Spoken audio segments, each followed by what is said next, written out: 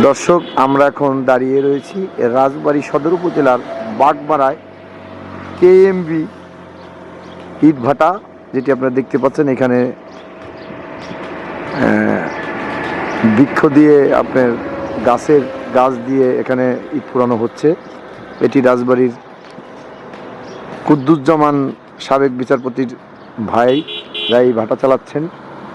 ক্ষমতাসীন আওয়ামী লীগের সাথে যারা ছিলেন, সেই আওয়ামী লীগের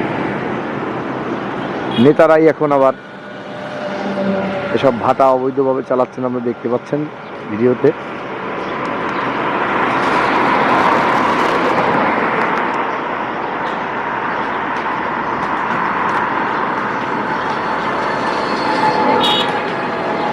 দর্শক, রাজবাড়ী জেলা প্রশাসনের কাছে আবেদন করব আমরা যে এই ধরনের অবৈধভাবে রাস্তার সাথে ইটভাটা যে চলছে, এইসব ইটভাটা বন্ধের জন্য।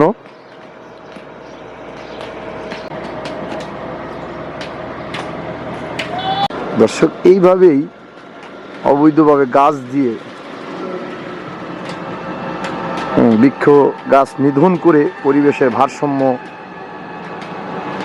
বিলীন করে দিয়ে তারা এইভাবেই ইটের ভাটায় দেদারসে কাঠ পোড়ালেও রাজবাড়ী জেলা প্রশাসন কোনো পদক্ষেপ গ্রহণ না করায় জনমনে প্রশ্ন দেখা দিয়েছে।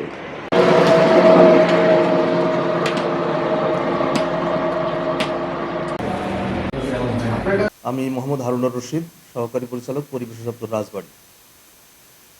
রাজবাড়ী জেলার 5টা উপজেলায় প্রায় 80টার মতো ইটভাটা রয়েছে। তার মধ্যে 20 বা 21টা ইটভাটার বৈধ কাগজপত্র রয়েছে, পরিবেশগত ছাড়পত্র আছে। বাকি ইটভাটাগুলো পরিবেশগত ছাড়পত্র নাই।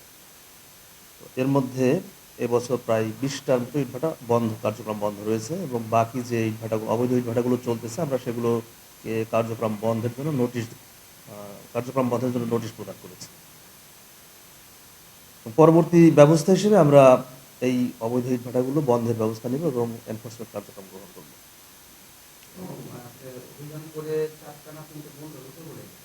এই অভিযানটা